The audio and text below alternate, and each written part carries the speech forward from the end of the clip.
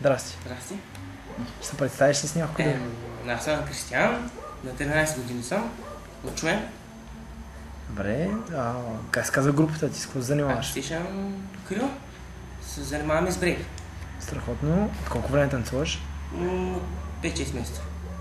Супер. Какво са танците за тебе? Нещо много хубаво, чрез тях изразявам себе си. И това. Добре. И какви са най-важните качества за един танцор според тебе? Да, окей да танцува. Кефи да танцува. Добре. И какво би препоръчал на другите, които се занимават с танци и тези, които те първа имат желание да започнат да танцуват?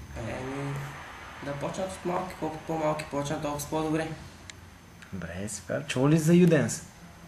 Не. Не си чувала. Добре. Това е танцово състезание, което скоро ще може би ще се случи в Шумен. Благодаря ти. Аз.